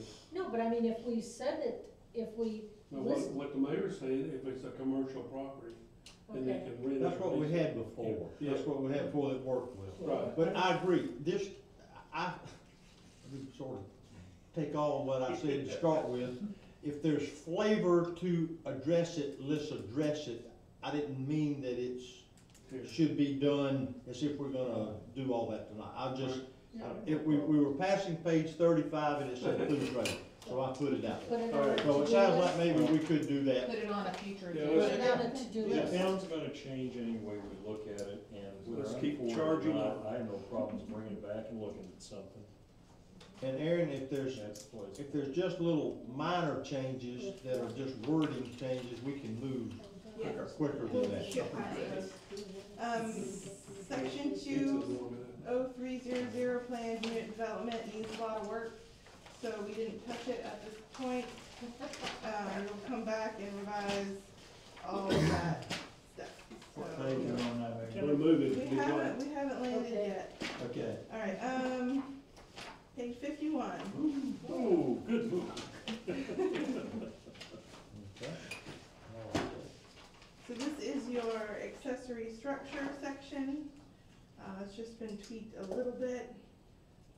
One of the big changes that we did was that previously storage less than 100 feet did not require a permit. It now requires a permit because the planning and zoning board wanted that impervious area to be counted. So it now requires a permit. And it needs to be for the floodplain to show we're Mhm. doing things differently now. Plus, we want them to be, tied down and secure so they're not on the next lot over in a storm. I do have one question on accessory structures or storage units or buildings or enclosures or whatever. In the flood zones, is it still the same even in the .2, you can be below, you just gotta have flood vents? If you're not in a velocity zone? That's a building Yeah, code it's a issue, building we question. don't really get into all that in the LDR, that's building codes, whatever building code says, that's Okay. what we would be following. So that'd be EPCI? So every, accessory structure, every storage thing, like if you go out and buy the little 4x6 or 2x4 from Lowe's, let's say, and put it up against your garage or whatever, all that needs to be permitted, that's what you're saying, okay. Why are we doing that? What if Yeah. One of the things that we haven't done a good job of is calculating our impervious. We've let people bring in structures. So what we're trying to do is we're trying to show FEMA that we are doing a better job of all of that. And they should be calculated with impervious. Well, I guess part of the problems I have in a way, because I think it read, there was a limit in there, I had to grow orchids. So I have to have a greenhouse. And same token, because I also have a nice yard, I have to have a shed to put my, implements of destruction for the yard in. And the way this, I think this read, I can't have two. Is that correct? Well, I had a question about that. I actually sent, I did I think send it that says to us? one storage. Could there be an building. exemption So you couldn't for have- temporary? You couldn't have 3 storage buildings. You could have a Glad I'm greenhouse grandfathered. and a storage building. Okay. Yeah, but a small thing is not a storage And building. in that situation, let me ask this, because we also are a town with a lot of golf carts. A lot of people like to keep the golf carts secured somewhere, not necessarily in the garage either. Are we gonna make some kind of a building? How do they do that? In other words, one of my storage units is my garage for my golf cart. Okay, I'll be honest, I'm grandfathered, I hope. Unless the code enforcer comes. But, you know, it's that, but I also need, you know, some place to store other things, which I do in there, but, you know, and we got a lot of people with golf carts, and we'll have more as we build back. How are we gonna handle that? Do they just have to park them in a garage, or? You can park them in a storage building, there's nothing to restrict that. What But this you is can only saying, have one. you can only have one storage building, I guess the P and Z, that was their decision, but if you go on and look through That here, was already in the code that you could only have one storage building. was it, and then, so if you How look big? under, well, if you look under number 1 on page 52 at the very top of the page, it talks about the total square footage for all accessory structures on a lot shall not exceed 75%. So you're not limited, you can have a greenhouse, you can have this, it's just for a storage building, we didn't want people, or it's Okay. already in the LDR to have multiple big storage buildings out there. If I had to wait 6 months to build a storage building because I had to send it to Tallahassee, but then somebody behind me just brings one in and sits it down. So that made me feel a little bit bad that I had to go through all the steps, bolt it down and everything, and then, They do theirs on Saturday and Sunday. yeah. Well, So, there you I mean, go. I mean, we either treat everybody the same, Yeah. or we forget about it. Yeah, that's. You're gonna count it in the density, What? Not But- density, impervious. but I mean, impervious, but we've never done that. We but- should have been doing it. We But how do they absolutely get to should have. bring it in that Well, same area Why do line? you say that we should have been doing it? Because it's impervious. We should be calculating it. It's impervious on the lot. Yeah, but in a residential home, you got 50%. I mean, Residential home, you have 40%, 40%. yeah, yeah. I mean, If it's not This on is a not a concrete, change to if the it's not on a LDR, we're just concrete enforcing slab, what's is it in the impervious? LDR. Well, sure, you still have a plastic floor. It's a roof. Well, his well, point is, that's, Yeah, I know. I disagree respectfully that we should have been doing it. We should, I mean, But as a council, we have not done that. Not this group, not any group before us, not any group before them. So when you look at the impervious surface ratio and you start, you put that in there, and you have as many second homeowners, as many things that we have to, people keep in their, quote, storage buildings in there, you're fixing to shrink, drastically shrink what can become, quote, a storage shed. And I just disagree that we need a permit, that we need to make sure, I mean, we're gonna come into a, Angry citizens.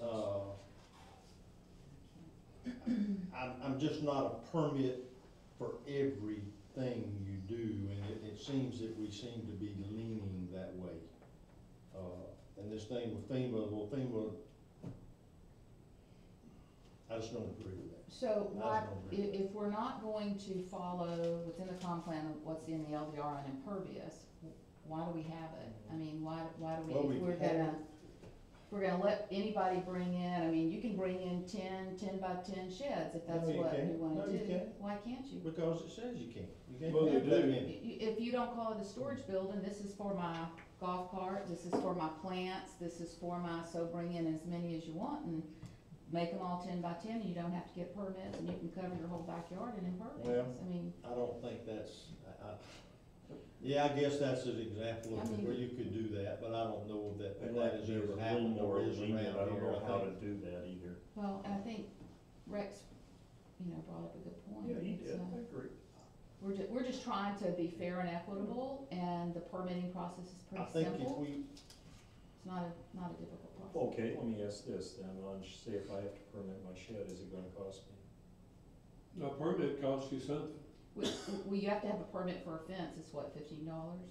Yeah, I think. But if I'm gonna buy a plastic shed, do I really need to pay something for that? I have a question about the plastic shed and the metal frame tarp covered temporary, non-permanently Car. attached structures. Would that count as a temporary structure, like a frame with a white tarp. I think even the temporary has to be tied down.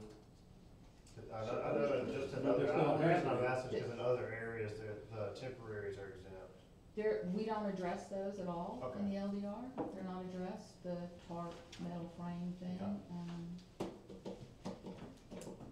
So the insurance Materials are separate. Folks, we're moving away from who we are. If we aren't careful, we're gonna, this is just not, if it's on a concrete slab and it's stick built, I can understand that, but if it's a shed that's up, tied down,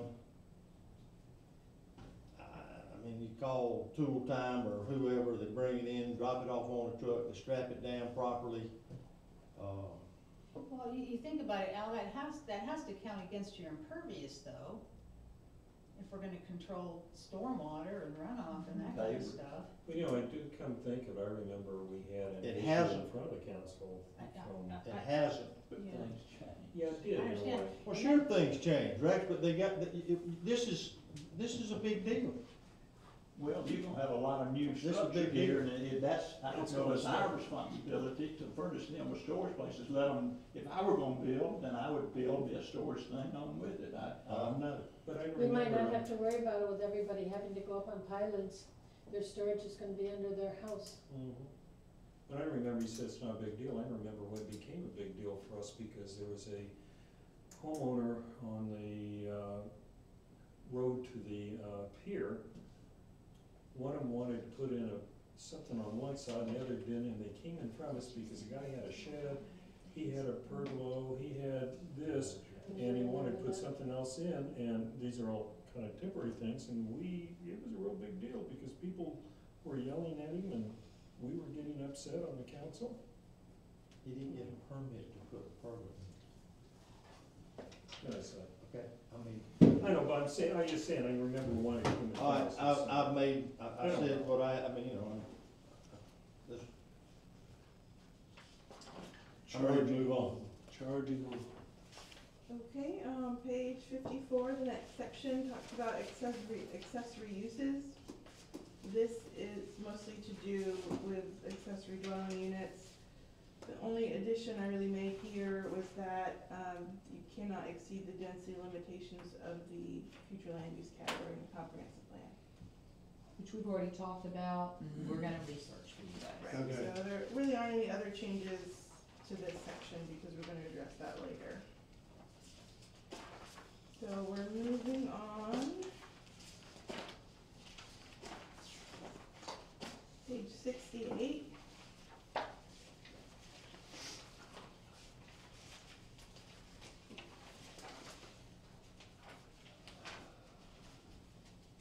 Ask a question on page 56 before we go back. Mm-hmm. It says the following shall not be considered home occupations and shall be treated as commercial uses. Mm-hmm. The band instrument instruction. I'm sorry, Tanya, what page? On page 56, it says, that shall be treated as commercial uses. Mm-hmm. Band instrument, you know, if there's a, So home occupations allows for like a one-on-one instrument instruction. I think what that's referring to is like multiple. a whole band. Okay, okay. All right, thank you. Mhm. So on page 68, we added a definition of lot split. P&Z said there was some confusion, or maybe it was Nick, can't remember, about when you need to go through the subdivision process. So I added a definition for lot split. This is typical of most local governments in Florida. If you have one lot and you are subdividing it into two, it's just a lot split. You don't need to go through the subdivision process, which is usually lengthy and complex and requires infrastructure to be installed. And then I added to the definition of subdivision, which goes on to the next page. The parcels created must be a sufficient size and configuration to meet the requirements, blah, blah, blah. That's part of subdivision. So, can I just, in the past, you guys, any if you're dividing a lot into two, one single lot into two, you've considered that a lot split. And here it says it's only a lot split if you're dividing a single parcel into 3 or more lots. Just Oh. says 1 into 2. 1 into 2 is a lot split, 1 into 3 is a subdivision. Okay, so that's what you're saying, that's the Mhm. difference, okay, Yeah. good, thank you. But it has to meet the, Yes, everything has to meet the requirements of the code yeah, and of the comp of plan. that general area too. One of the things we'd like to do in the future is to update the subdivision regulations, to make them more clear. We didn't think that at this point you would be having a lot of people coming in and wanting to do, large subdivisions, so, I don't think that's a word in their mind right now. yeah. Excuse me, Yes. on the lot split, issue, Mhm. are we still keeping in there that any proposed lot split must come to the council here and get approval or not approval, and cannot go directly to Bay County where they quite often issue lot splits? We haven't, that's part of the subdivision section that we have not addressed yet. They should be coming here, to get approval and to make sure that they have If everything. they go to that Bay needs County, be we don't there. recognize it, okay? I mean, that's happened before, it's clear how the council felt about that. Those that did that, the city didn't recognize it as lots, we didn't give them a building permit. As part of the subdivision regulations, language should be included about how you're going to handle illegal lot splits. Someone who goes directly to Bay County and splits their lot, gets 2 parcel numbers, how are you going to address that? So that's something we'll figure out. That's a tax issue for them, it's not a lot split. How's that happen? Because they don't match. Because Bay County issues the parcel ID numbers. That's They right. don't know we're here. It happens everywhere. The laws that govern the property appraiser and what they do are separate from the laws that govern what the planning and zoning and people do, and you have to work to make them talk to each other, so it happens everywhere.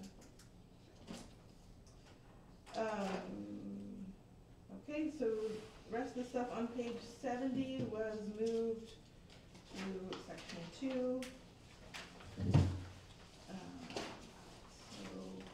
Moving on, we didn't change anything in the transportation chapter.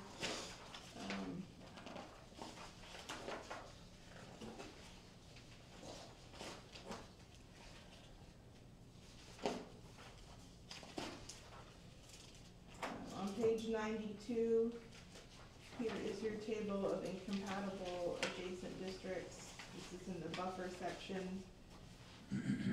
So you can come here and see, okay, I've got high density residential and I'm next to tourist commercial, this says it's incompatible and I have to do a buffer.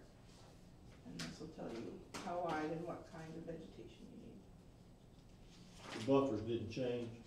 Nope, they didn't change. I added, I'm talking about the width and,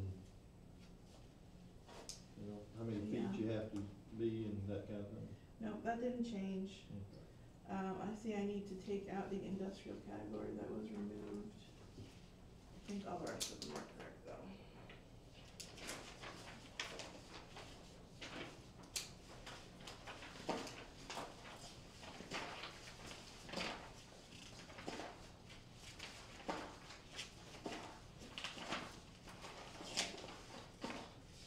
We didn't change anything in the environmental section. Page 111 is the floodplain, where we just took out the whole kit and caboodle and referenced chapter 152, your floodplain ordinance. And this has now been updated to reference ordinance 712 as well.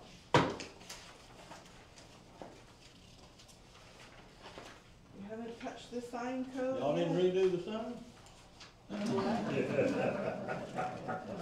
Oh, signs? The signs. Not interested. That's gonna take a while. How about you put in a garbage ordinance? Are we done? Almost, most of the changes are in the front, so we're just zooming right through, page by page, let's see. Okay, so,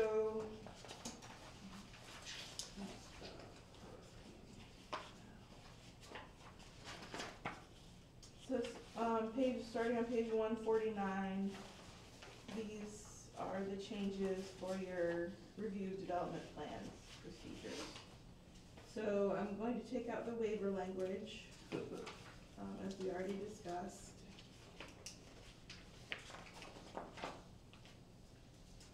One thing I did take out is under C, on page 150, where it says major residential development order. It used to say major residential development orders which do not conform to the requirements of the land development regulation are referred to the P and Z board for evaluation and recommendation, and then forward to the city council. So I think this is what you were talking about, your, if someone wanted to do something different or creative that didn't meet the requirements, then that's what they would follow. I took it out because it seems like you can get a development order for something that's for violation of the code. So that's what engendered that waiver discussion in planning and zoning. So I think if you just change waiver to variance, you would be okay in that section. So before this says it does not conform, it doesn't say that you had to be. It suggested you could have a non-conforming, like something that came in as non-conforming with the code, it would still be approved through the process. Exactly. And it's problematic. Right. I get that. Right. So if we just change that, development applications requesting a variance from requirements, as we do that today? Oh, well, you've already got the variance process, and I think that remains intact. So I think our change is a good one, because it asserts that you must conform with the requirements. Under, okay, so what did you change? I'm sorry. So it's like the last couple of lines on page 150. So we took That that goes out. And then you're gonna take out the waivers. We'll take out the Okay, waiver gotcha. language too. So So she adds language that asserts they must conform with the requirements. Okay, so got it. There we go. and then on the next page on 151, minor commercial development order, we added upgrade, renovation, repair, or modification of existing facilities within the existing footprint. So if you're not adding something on, if you're just doing changes inside, then it's a minor commercial development order. It used to, under F, major commercial development order, it used to say change in use of any portion of existing commercial property. So we took that out because we now have that procedure in chapter 2, that'll take care of that. So this allows you, if you're just doing some minor stuff inside your commercial facility, it's a minor one. If it's a big one and you're going outside your footprint, then it's a major one, just to clarify when you need each one.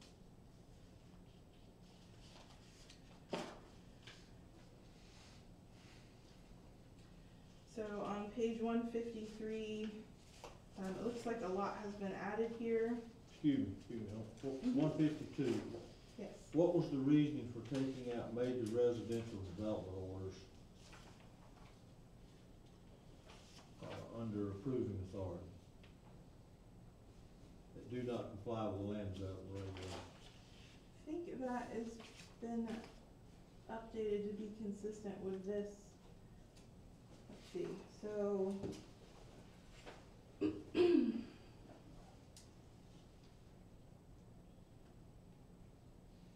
So basic development order is approved by the Mexico Beach Building Department.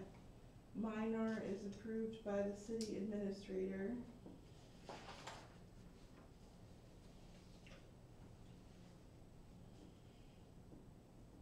Major commercial development doesn't come before the council unless there's a variance, right?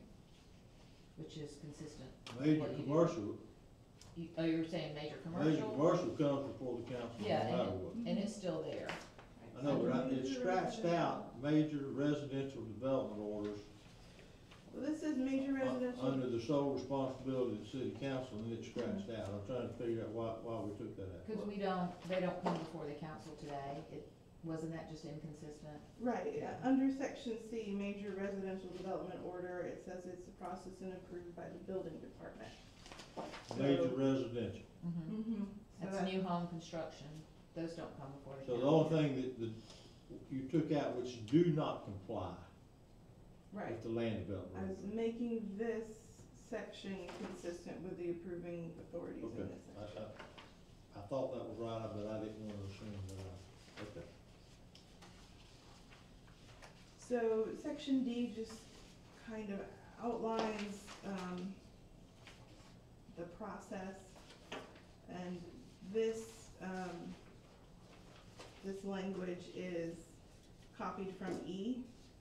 It just basically applies the same standards to the basic minor residential, major residential, and minor commercial. It tells you what needs to be in your application. Excuse me, that's the criteria for approving an application.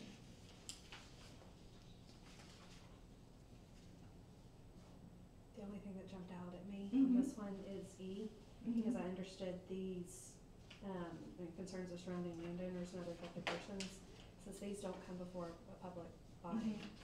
I don't know how that could be an How would you- element for analysis, so Okay. I would suggest that come out, because I don't know how a city administrator should just know that other than anecdotally. Where was that? On page 153, in the new language that's being added, the new standards for the city administrator to use, one of the elements is concerns of surrounding landowners. Suppose if she got an email or something like that. Which, if they're following the land development regulations, it doesn't really matter what the next door neighbor thinks if they don't like it. Today, they just have to follow the land development regulations. So for those, if they're following, we're only gonna approve it if they follow the land development Right, regulations. that's what it should be, yeah. No majors, Pardon? no majors. Are there any questions on that section?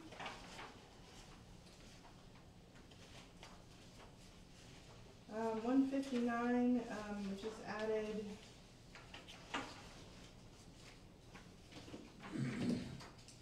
the process of appeals. So if the city administrator makes a decision and the person wants to appeal it, they appeal it to the planning and zoning board within 15 days. If they want to appeal the decision of the planning and zoning board, then they appeal to the city council within 15 days.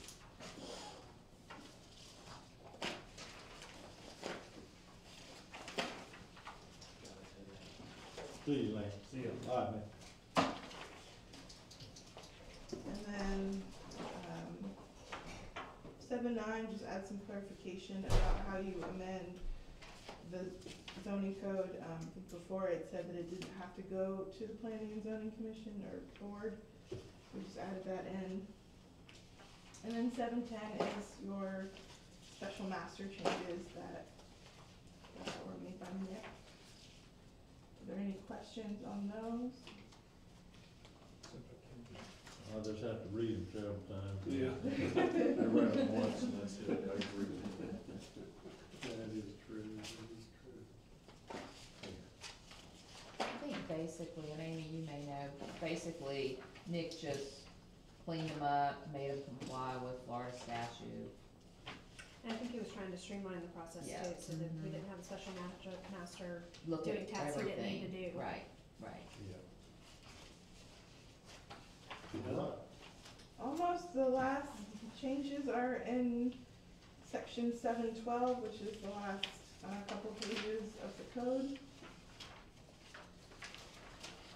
So we had tweaked this section a couple of times, and we had previously suggested grandfathering existing property or properties in existence on October 10th and letting them rebuild.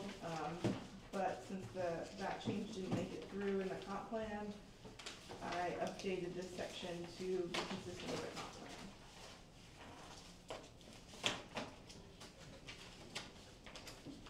So we should be good there. Can you read that language since I don't know that from? It's a bit lengthy. What is this, 712? Yes. I thought it was just the,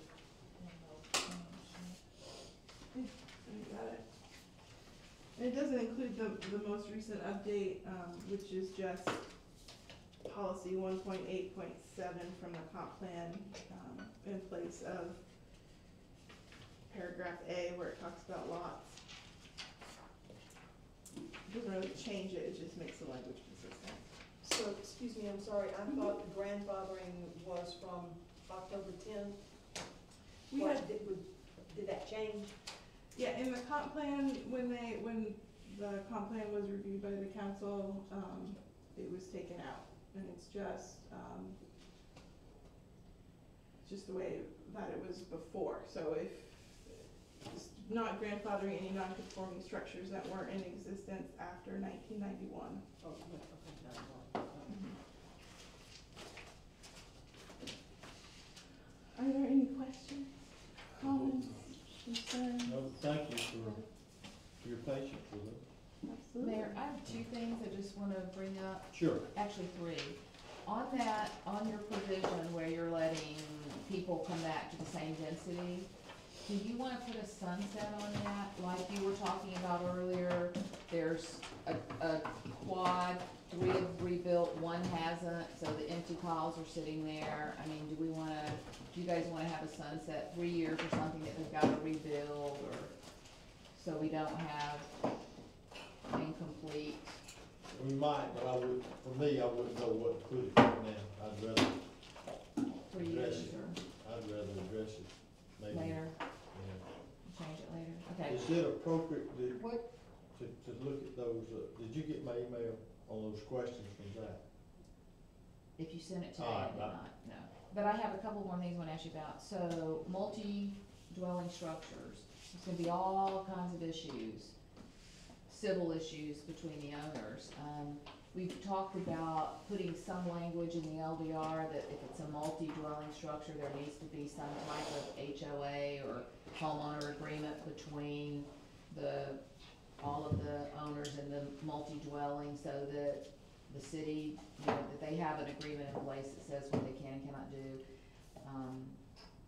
If one doesn't wanna build back in case of, destruction, I don't know, we're gonna get involved in a lot of issues, and when they build back, if we require them to have some type of agreement, not sure we can, but is that something you guys are interested in? Cause if not, it's why would we, go on, I was gonna say, why would we want to get involved if there's a quad?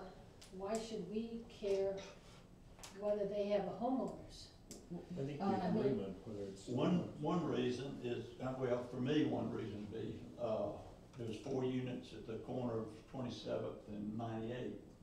You got 2 full-time residents. One in the first unit, not the second, one in the third, not the fourth.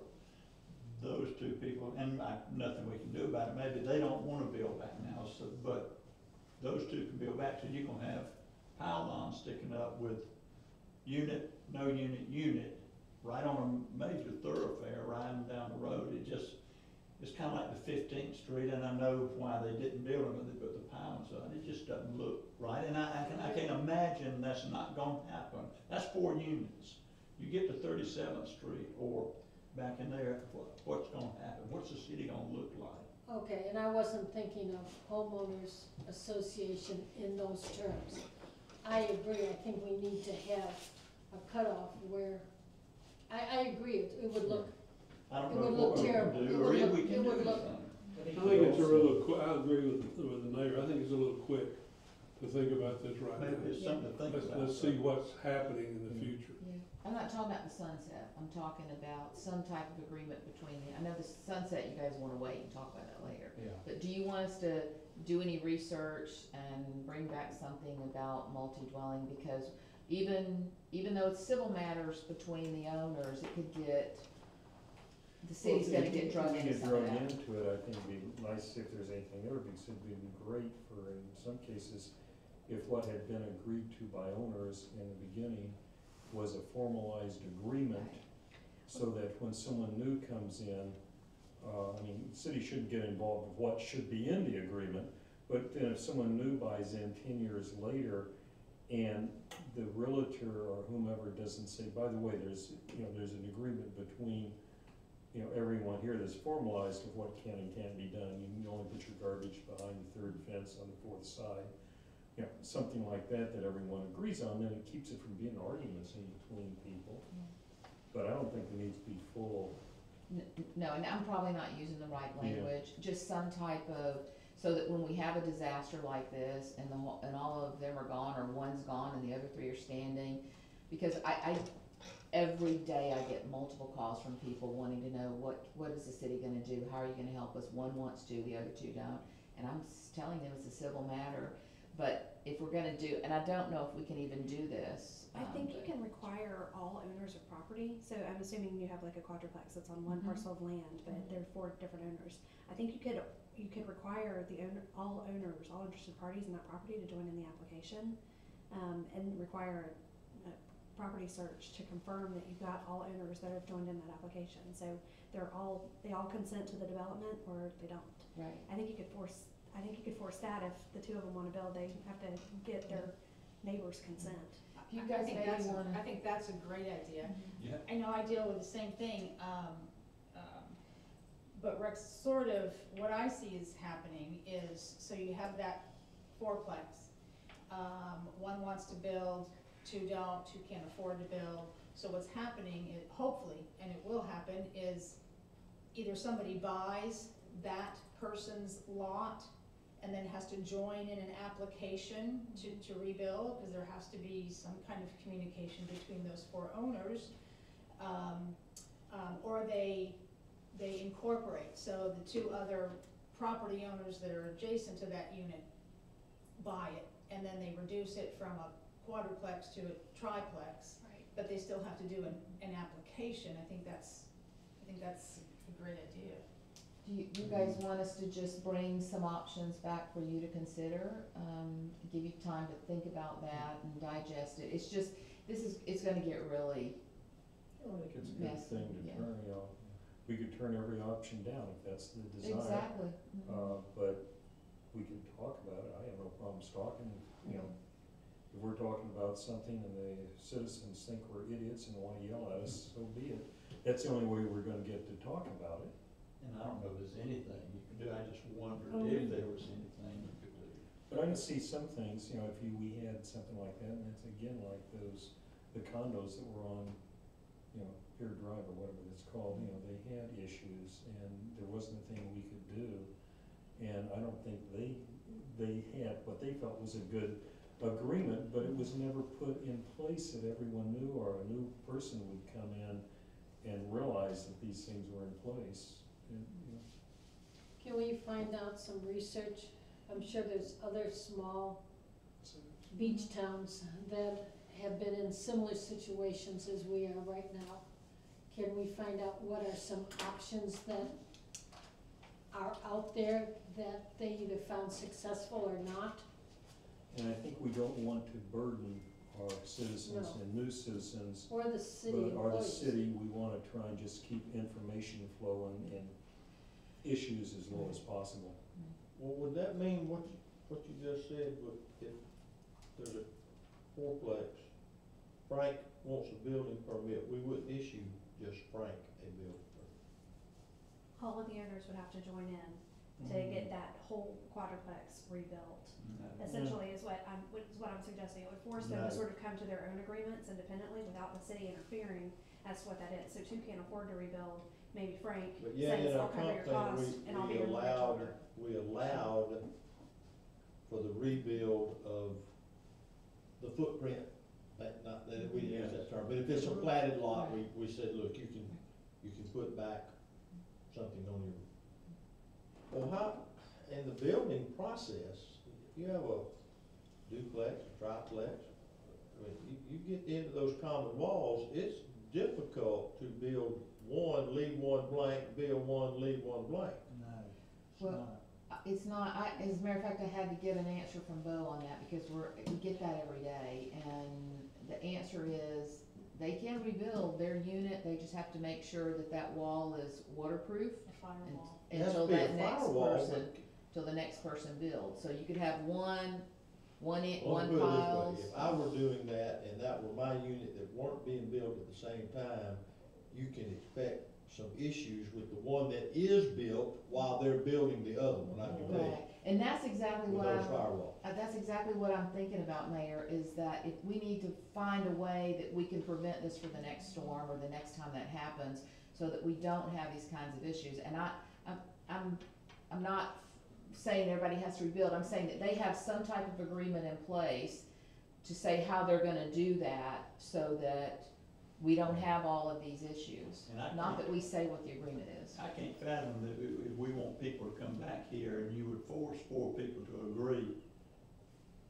Cause you can't, cause two of them, are pharmacists somewhere else, and they said, well, I don't wanna rebuild, I got my insurance money, I'm gonna just sit back and see what the market does. And you're gonna deny somebody that lived here not to be able to build back. And I say, you could build back. You build that wall the way it's supposed to be, they can come back, take their siding off, attach to it and go. I don't see how we would deny two people that wanna build back to build back. I see what you're saying, Rex. So you can, because somebody came in the other day and was talking about that, and I didn't realize And this exactly what you happens said. now. So you can build say you have a fourplex, you can build a standalone house with a firewall, standalone. And then the next guy doesn't build quite as quickly, but the third lot does. He builds a firewall, and then eventually that middle house can go up Yeah. and attach. And I would even take it further than that, if I'm gonna build a wall, and then and then I've gotta take a chance that he may pay for that siding I put up, and he may not. Why can't I just build it and say, if you wanna build, Yeah, put a firewall up? I don't need a firewall if I don't have somebody next to me. yeah, but you will. You know that you will have somebody eventually, because it's a lot and it has to be Why can't he handle attached. that? I think both of, don't you, both of you? I don't know. There's There's no agreement, that's what I'm saying, that's what we're gonna get into. So that's what I'm saying. I think Where the if two we build the require back them up, to have so some you type got of firewalls, so I agreement. can build it on that table. That's Yeah. fine, I Right. just wanted to.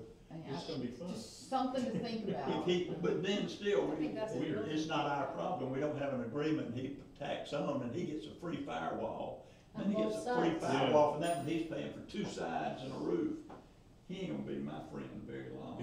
And after you print it, be your neighbor. He may not be friends. He may not wake up.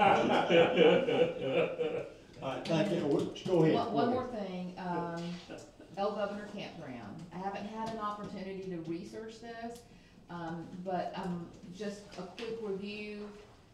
They may not meet the guidelines in the, land development regulations right now, but just wanna make sure that you guys say they can rebuild there, and then we'll just have to get with Amy or Nick and make sure that we have the language right so that they can rebuild what they had. We did that for all the residential, but we didn't talk about the campground. Like, I think it says it has to be a minimum of 5 acres and some other things.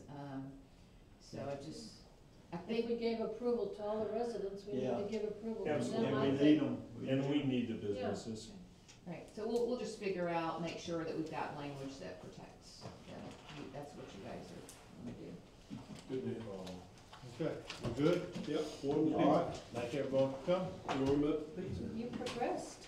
Yeah, I have, yeah. Do you like that one, or do you need a two-pronger? Oh, you got one. Yeah. So are we saying I can't build now? No, you can, but it's gonna get ugly. I mean, just like you said, you put the wall, so if we had some type of agreement, if we make them have an agreement when they rebuild, so that the next time. Sure, that was a smart I realize Two you levels of haven't seen updated yet, but it didn't make it, this version didn't have the copy. So she had Laura. Yeah, so what they decided to do Yeah, is instead that was of a smart, putting the date Is it